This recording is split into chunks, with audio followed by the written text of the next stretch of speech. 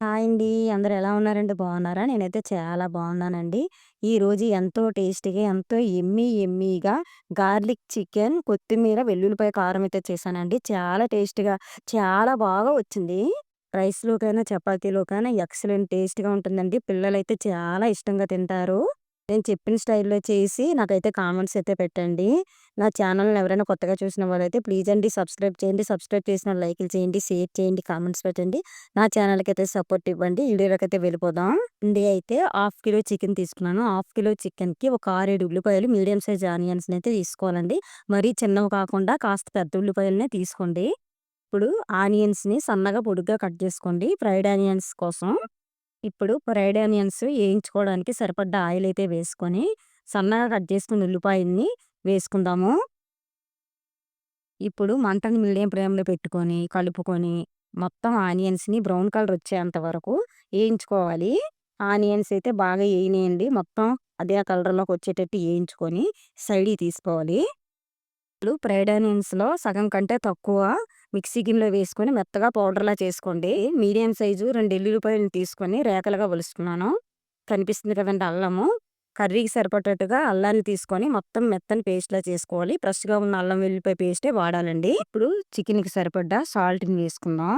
ఇప్పుడు కారం వేసుకుందాము. మీరు తినే కారం బట్టి హాఫ్ కిలో చికెన్‌కి సరిపోయేటట్లుగా కారాన్నయితే వేసుకుందాం. పావు టీ స్పూను పసుపు వేసుకుందాం. ఇందాక మనం మిక్సీ పట్టుకున్న అల్లం వెల్లుల్లిపాయ పేస్ట్‌లో సగం పేస్ట్‌నయితే వేసుకుందాం. పెద్ద టీ స్పూన్‌డు గరం మసాలా వేసుకుందాం. టీ స్పూన్‌డు చికెన్ మసాలా వేసుకుందాం. ముందుగా ఏయించుకున్న ఫ్రైడ్ ఆనియన్స్‌ని సగం కంటే తక్కువ మిక్సీ పట్టుకోమని చెప్పాను. ఇప్పుడు ఆ పేస్ట్‌నయితే వేసుకుందాం. 2 టీ స్పూన్‌లు పెరుగుని వేసుకుందాం. ఇప్పుడు మనం చికెన్‌లో వేసుకున్న ఐటెమ్స్ అన్నీ బాగా కలిసేటట్లుగా బాగా కలుపుకొని చికెన్‌కి బాగా పట్టించాలండి. మనం వేసుకున్న ఐటెమ్స్ అన్నీ బాగా పట్టించి 1 అవర్, 2 అవర్స్ దగ్గర పక్కన పెట్టుకొని రెస్ట్ ఇచ్చుకోవాలి. మూత పెట్టుకొని 1 అవర్ దాటి ఎన్ని గంటలైనా ఉంచుకోవచ్చండి. 1 అవర్‌కి తక్కువగా మాత్రం చేయకూడదు కర్రీ. మిక్సీ గిన్నెలో ఫ్రైడ్ ఆనియన్స్‌ని వేసుకుందాము. మొత్తం ఫ్రైడ్ ఆనియన్స్‌ని వేసుకోండి. ఉంచుకున్న అల్లం వెల్లుల్లిపాయ పేస్ట్‌ని కూడా వేసుకుందాము. పెద్ద టీ స్పూన్‌డు చికెన్ మసాలాను వేసుకుందాము. టీ స్పూన్‌డు గరం మసాలాను వేసుకుందాము.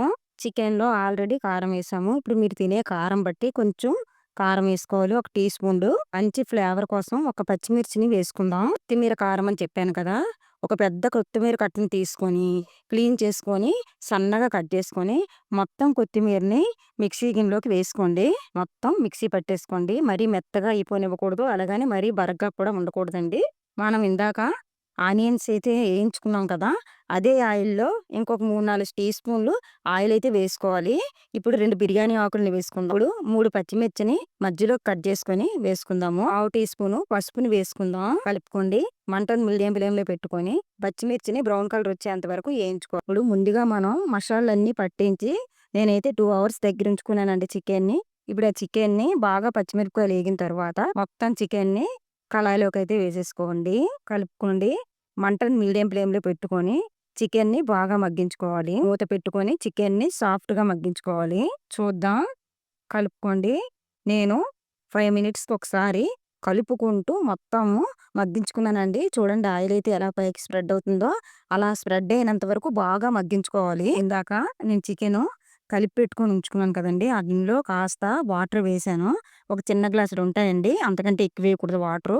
వేసుకుందాం చికెన్‌లో. ఇప్పుడు బాగా కలుపుకోవాలండి చికెను. చికెన్‌ని బాగా కలుపుకొని మంటను మీడియం ఫ్లేమ్‌లో పెట్టుకొని, మూత పెట్టుకొని చికెన్‌లో వాటర్ మొత్తం ఇంకించేసుకోవాలి. చూద్దాం.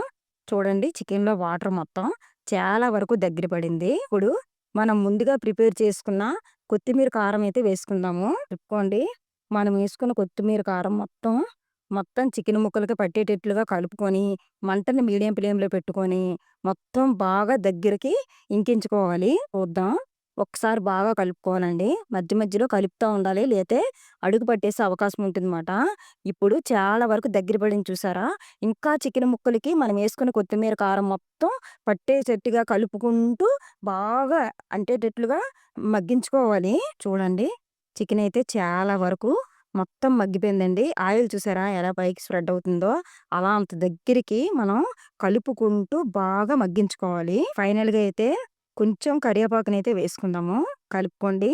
ఎంతో టేస్ట్‌గా ఉండే గార్లిక్ చికెన్, కొత్తిమీర, వెల్లుల్లిపాయ కారం అయితే రెడీ అయిందండి. చాలా టేస్టీగా చాలా బావుంటుంది. ఒక పీస్ వేసుకొని రైస్‌లో కలుపుకొని తింటా ఉంటే టేస్ట్ అయితే అదిరిపోతుందండి. మళ్ళీ మళ్ళీ చేస్తారండి. నన్ను నమ్మి ఒక్కసారి ట్రై చేయండి. అది రైస్‌లోకే కాదండి చపాతీలోకి కూడా సూపర్‌గా ఉంటుంది. నా ఛానెల్‌లో పెట్టిన వీడియోస్ ఎవరైనా కొత్తగా చూసిన వాళ్ళైతే ప్లీజ్ అండి లైక్ చేయండి, షేర్ చేయండి, కామెంట్స్ పెట్టండి, సబ్స్క్రైబ్ చేయండి. నోటిఫికేషన్ కోసం అయితే గంట సింబల్‌నైతే యాక్టివేషన్ చేసుకోండి. Thank you for watching.